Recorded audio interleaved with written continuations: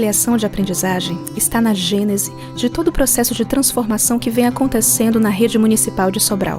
Foi um diagnóstico simples e preciso realizado no final do ano 2000 que revelou os baixíssimos níveis na aquisição de competências em leitura e escrita das crianças que estavam concluindo a 2ª série, hoje o 3º ano do ensino fundamental. Foi com a avaliação que a gente conseguiu identificar quem eram os alunos, quem eram as alunas que aprendiam, em que nível de aprendizagem estavam e os que estavam mais defasados. Então ela permite ao sistema, ela permite à escola, ela permite ao diretor, ela permite ao coordenador, permite principalmente ao professor saber que existem crianças e jovens que aprendem de maneiras diferentes. E a partir do diagnóstico que é feito, ela gerou uma imensidão de conhecimentos de estratégia no município. Então, ela obrigou, por exemplo, a Secretaria da Educação, o secretário e suas equipes, suas coordenações, a se debruçar, a estudar a aprendizagem desses garotos. E a gente fica especialista em dizer, aqueles garotos estão assim, esses estão assim. A pergunta é, o que os faz aprenderem diferente? A avaliação lançou luzes para que a escola fosse vista por dentro. E também deu norte para a definição de prioridades, metas e de todo o circuito de ações que se iniciou a partir daquele momento. 100% dos alunos alfabetizados, seleção de diretores, formação de professores, material estruturado, autonomia escolar. A avaliação de aprendizagem dos alunos constituiu-se numa estratégia permanente da gestão municipal e da gestão escolar. Afinal, é a avaliação que revela os impactos das ações implementadas.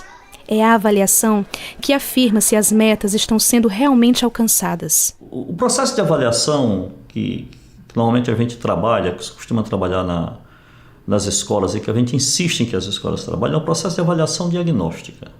Não tem caráter punitivo, não tem caráter de classificação.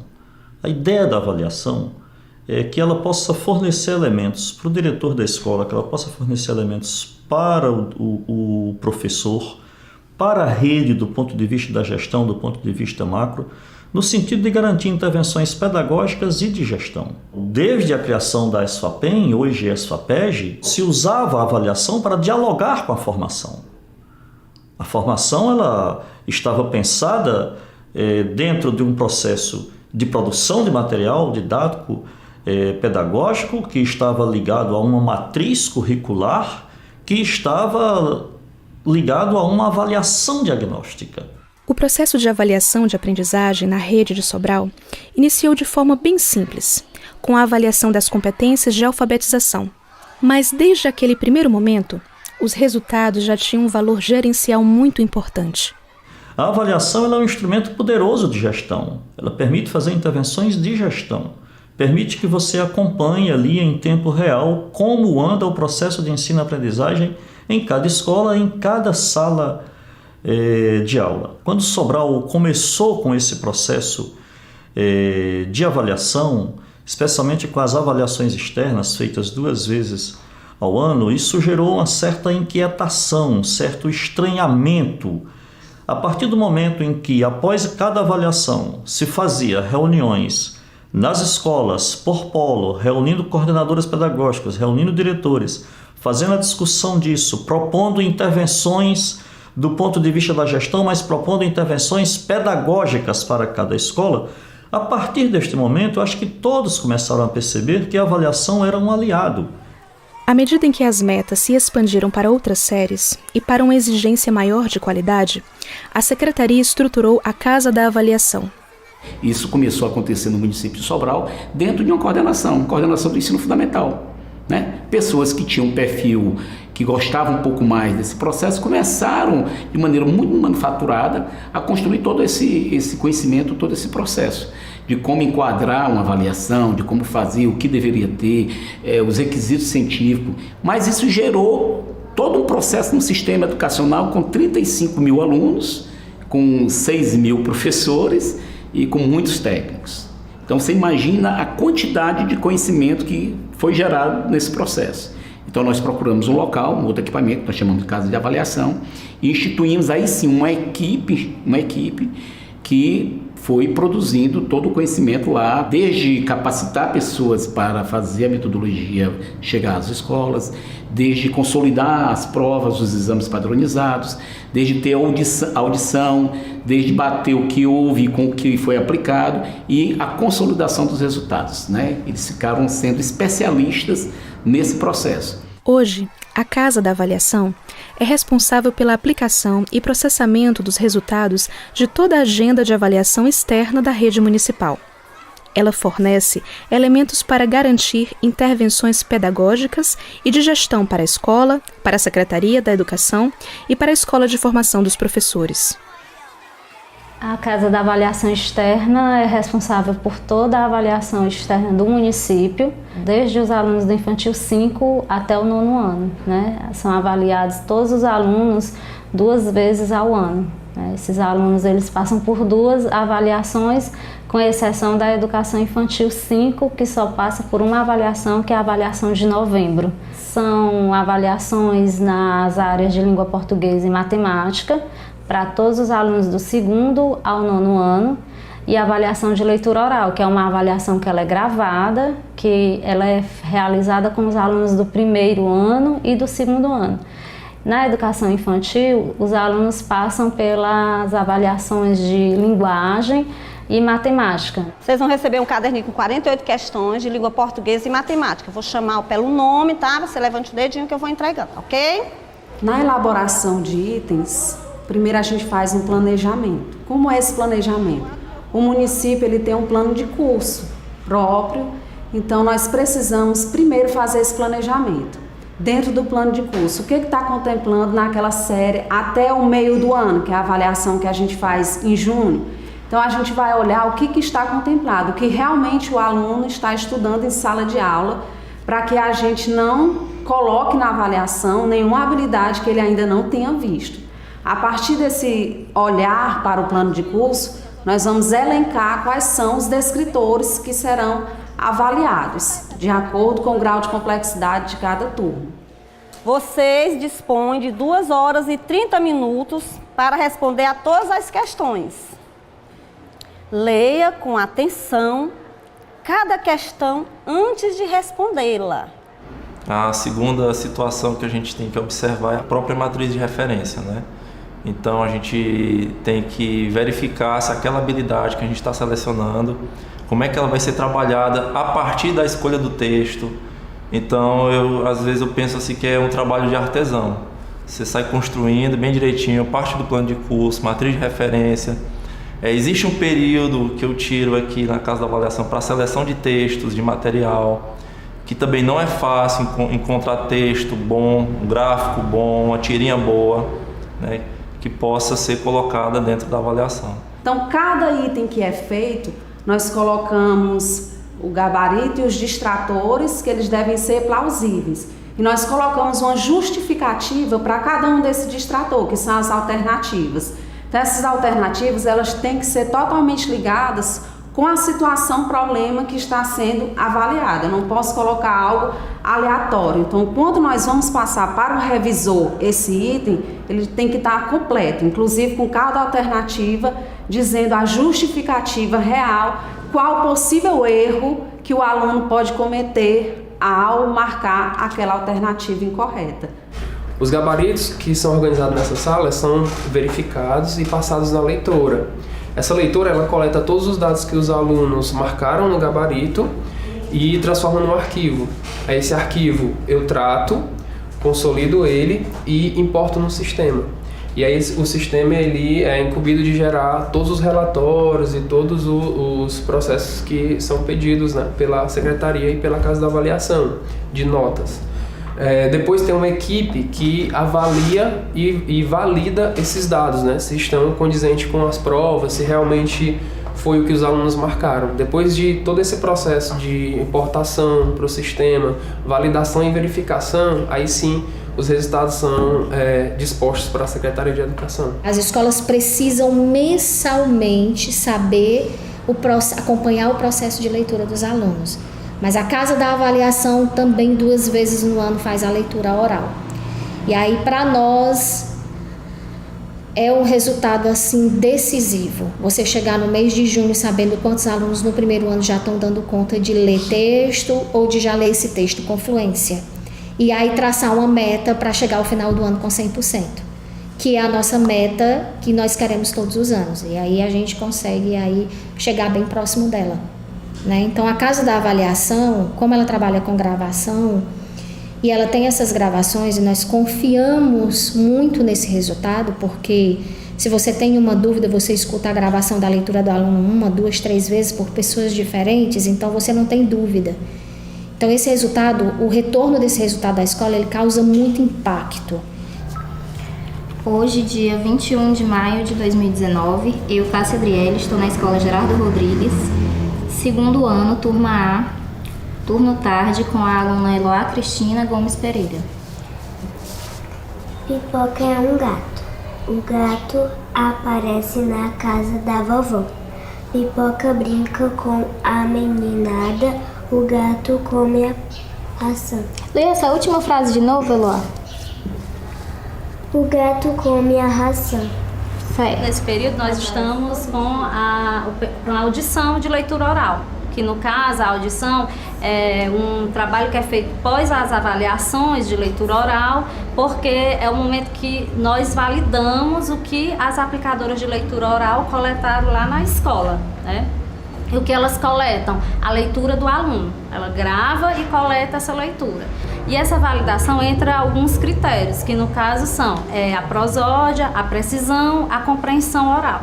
A prosódia, nós validamos o ritmo e a entonação e também a precisão, caso ele cometa algum erro dentro da leitura de texto. E o outro ponto é a compreensão oral. A compreensão oral são as 3 perguntas que são apresentadas para a criança. Essas perguntas são sobre o texto que ele leu, são apresentadas para ele e a gente valida. Então, a partir do momento em que a Casa da Avaliação realiza o processo de avaliação em larga escala e esses resultados eles são disponibilizados para a Secretaria de Educação, tanto eu, na condição de secretário, juntamente com a equipe pedagógica, da Superintendência Pedagógica, nós realizamos uma leitura e um estudo desses resultados e identificamos aquelas unidades escolares, aquela turma, aqueles alunos que estão com rendimentos acima ou abaixo da média do município.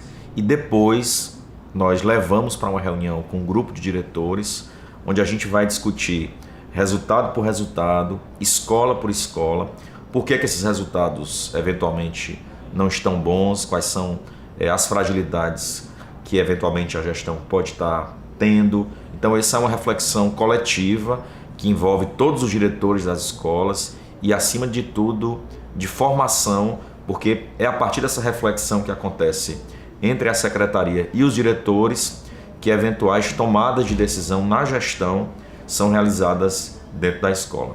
Após fazer o estudo desses resultados dentro da secretaria para ver o que aconteceu em cada escola, ela vai com aquela situação do resultado para conversar com o seu diretor individualmente, com o seu grupo escolar, na qual elas são responsáveis, né? Então, uma superintendente, eu tenho 8 superintendentes, cada um é responsável pelo número de escolas, cada uma tem a responsabilidade de fazer a leitura do resultado, cruzar com os resultados de interna da escola, porque isso é extremamente importante, porque essa avaliação externa, para nós, ela funciona como um parâmetro e para a escola também.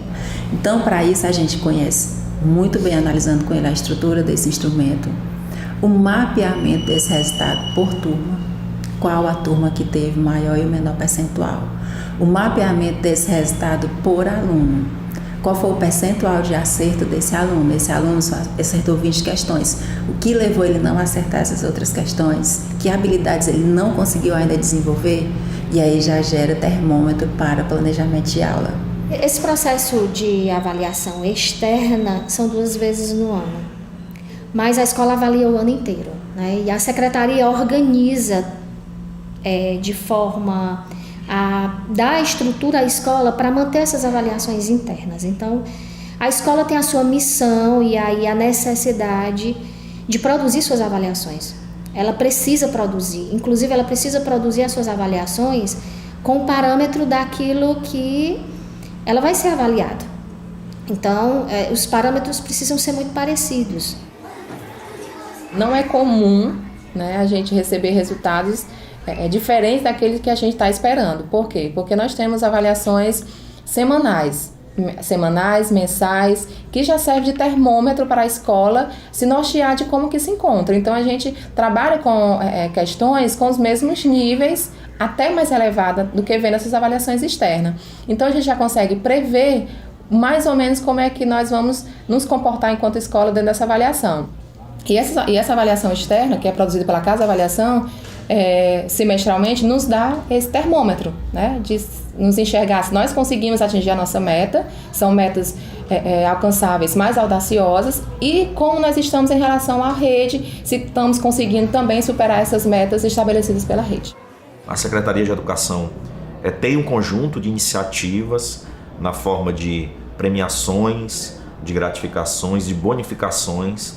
Essas iniciativas normalmente estão pautadas em decretos, em leis municipais que garantem à Secretaria de Educação, através da Prefeitura, pagar, bonificar e gratificar os servidores, seja por meio de uma premiação ou seja por meio de uma gratificação direta no contra-cheque dos professores, a partir do momento em que os alunos alcançam as metas que são estabelecidas de aprendizado, criando assim uma integração entre a avaliação cognitiva da aprendizagem e a valorização e o reconhecimento dos professores em sala de aula.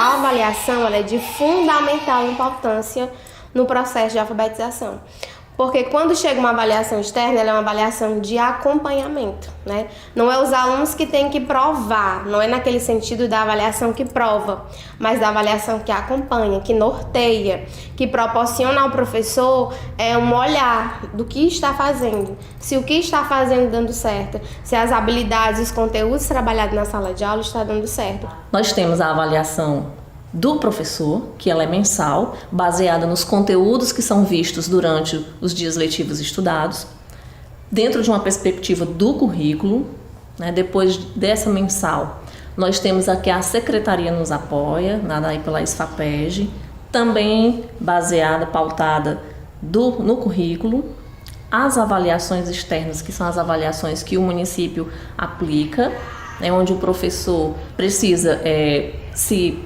apropriar depois, né, para que sejam feitas intervenções necessárias e que a partir dessas avaliações externas também nos servem de norte para trabalhar com os alunos dentro de uma perspectiva maior, uma perspectiva macro, que são as avaliações de larga escala, SAEB, SPAES, todas essas de uma certa forma elas estão conectadas, porque o currículo, a matriz de referência, elas perpassam, né, entre si. Todo e qualquer tipo de avaliação, seja ela interna ou externa, ela é de fundamental importância. Eu vejo a avaliação de dois olhares, como um eixo e como um mapa. Um eixo porque ela torna o processo ensino-aprendizagem e de alfabetização, né, principalmente significativo, é a alfabetização que movimenta a sala de aula. E um mapa, porque quando eu recebo um resultado de avaliação interno ou externo, a partir dali eu traço metas, eu tenho em mãos o mapa da minha sala. Eu sei qual habilidade foi alcançada, em que habilidade os alunos conseguiram desenvolver e o que eu tenho que fazer para conseguir uma aprendizagem significativa. Esse trabalho, como é um trabalho contínuo, ele acaba desenvolvendo no aluno um senso de organização, um senso de superação, né, de resiliência, para que ele possa também estar a todo momento evoluindo, né, dentro do processo de ensino-aprendizagem. Isso a longo prazo vai estabelecer no aluno uma rotina de estudo, de superação, de desejo, de querer cursar uma faculdade, né, de querer ser proativo e protagonista do seu próprio desenvolvimento. Então a equidade para nós nesse momento, assim que nós pegamos o resultado das escolas, o primeiro olhar que a gente bate é na equidade. Não nos interessa ter uma escola com 50% e uma com 90%. Né? Nós tentamos aí colocar, o ideal é ter o resultado mais baixo, 75%, né? 75%, enquanto que o mais alto está 90% ou 100%. Né? Para nós o importante é traçar a meta, dar suporte e acompanhamento à escola para que ela possa atingir aquela meta. E para isso precisa avaliar todo mês para saber como os alunos estão. Então são todas as ações que giram em torno desse resultado. É sempre assim, parte do resultado, dá suporte, estrutura a escola, acompanha e chega no resultado novamente.